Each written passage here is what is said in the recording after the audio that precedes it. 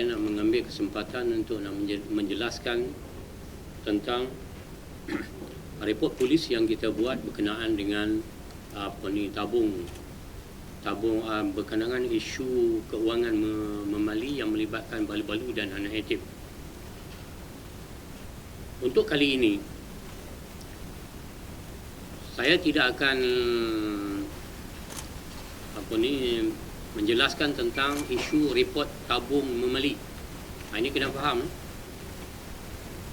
Isu report tabung memali ini telah pun saya buat pada 27 Julai tahun 2000. Jadi tak timbul lagi report tentang penyelewengan wang tabung mangsa memali.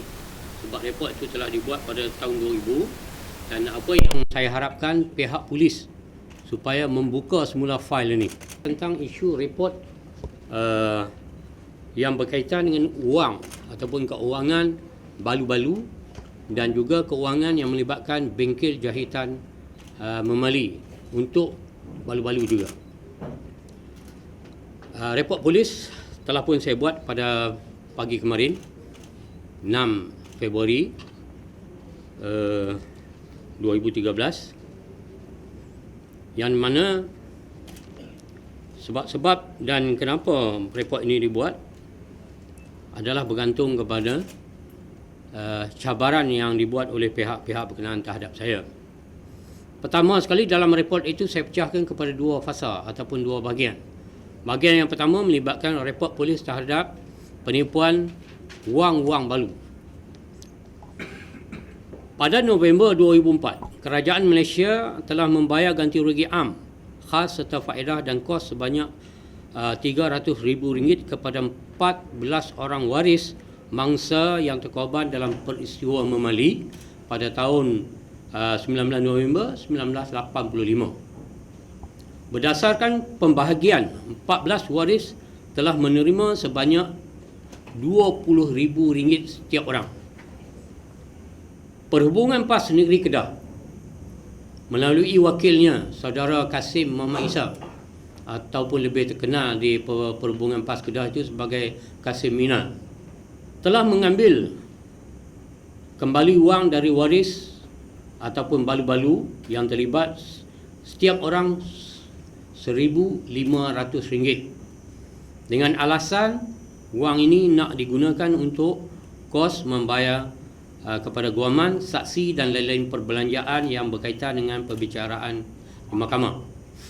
Setahu saya, semua perbelanjaan berkaitan urusan perbicaraan ini ditanggung sepenuhnya oleh keuangan dari tabung mangsa memali yang diwujudkan oleh PAS Pusat pada tahun 1986.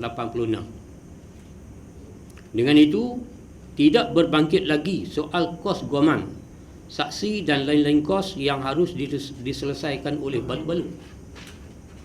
Saya juga difahamkan kos untuk 3 orang saksi tidak melebihi RM2,000. Di sinilah wujudnya kes penipuan dari PAS Perhubungan PAS Negeri Kedah terhadap wang balu yang dikumpulkan sebanyak RM21,000. Beberapa orang balu memberitahu kepada saya mereka tidak berpuas hati dengan apa yang berlaku, tetapi terpaksa ikut kerana itu kehendak parti. Bagi mereka, jumlah RM20,000 itu belum dapat menyelesaikan masalah mereka dalam membiayai pendidikan dan kehidupan harian anak-anak mereka. Ada juga balu-balu yang terpaksa menjelaskan hutang-hutang lapuk mereka. Itu yang berkaitan dengan wang yang Kerajaan Malaysia beri pampasan kepada balu-balu. Dan bahagian kedua, penyelewengan wang hasil jualan mesin jahit bengkel jahitan memali. Bengkel jahitan memali merupakan idea dari bekas Ketua Dewan Muslimat PAS Pusat, Ustazah Jamilah bintu Sin. Setelah berbincang, kami bersetuju mewujudkan bengkel jahitan itu sebagai usaha membuka peluang pekerjaan kepada balu-balu dan anak-anak mereka. Cadangan ini diterima dengan baik oleh PAS Pusat dan mereka bersetuju mengeluarkan modal dari tabung balu yang terdapat dalam tabung mangsa memali, iaitu sebanyak RM40,000. Peringkat awal, bengkel ini diuruskan oleh Setiausaha PAS kawasan ketika itu, Tuan Haji Harun bin Osman. Kerana sibuk dengan urusan parti, beliau tidak dapat memberi tumpuan dan tugas itu diserahkan kepada saya.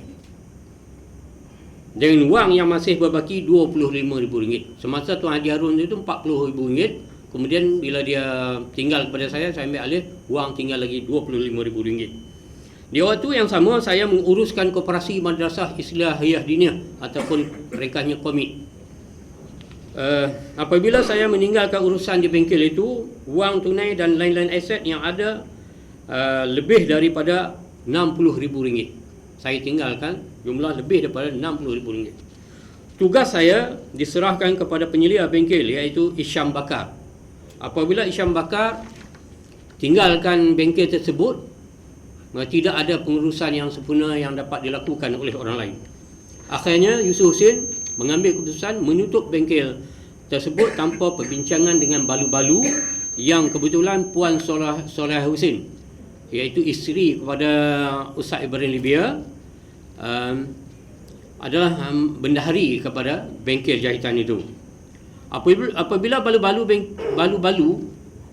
mengetahui bengkel itu mahu ditutup, ada antaranya meminta mesin itu diserahkan kepada mereka dan mereka sanggup membayarnya jika perlu berbuat demikian.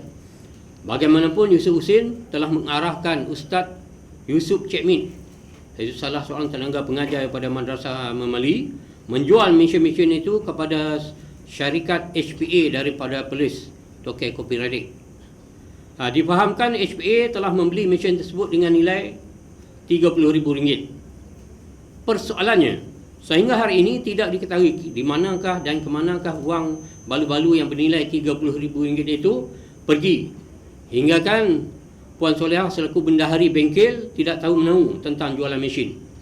Tidak dimaklumkan berapa harga jualan dan ke mana wang itu berada. Jadi isu tabung memali, dia ada dua perbezaan ini. Satu tabung memali, satu hak anak yatim dan balu.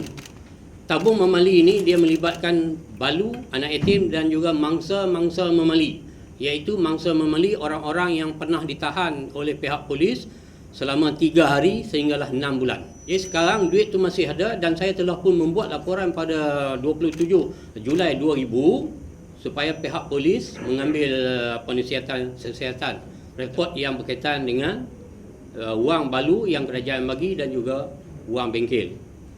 Dan tabung memali, saya harap pihak polis buka balik fail lama.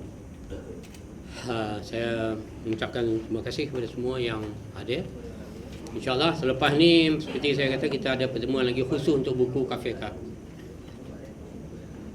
Terima kasih juga kepada Siapa yang nak salinan report